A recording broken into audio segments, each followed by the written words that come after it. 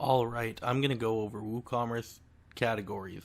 So, in the back end of your site, hover over products and click categories.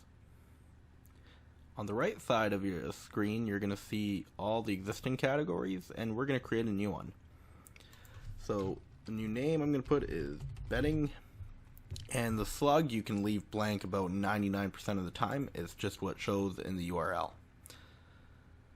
Now, the parent category, I'm going to put it under home decor. And I can put my description here, so I have one already written over here. Display type, I generally always leave it as default. And we can upload a thumbnail image. So let's see. Here we go.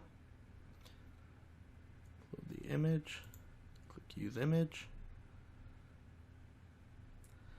And add new category. And now as you can see, that category is under home decor, which is its parent, and you can tell it's a child category because of the hyphen. So I'm just going to create one more. Pillows. Again, leave the slug blank. And the parent category, I'm going to make bedding.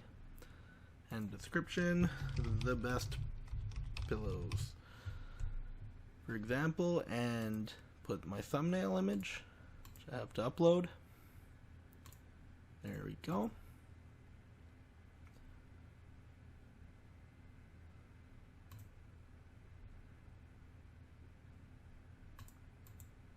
And once it's uploaded, we can click add new category.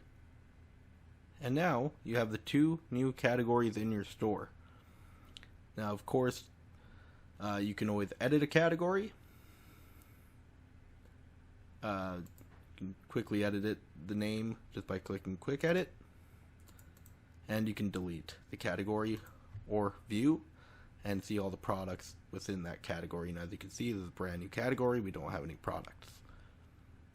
That's it.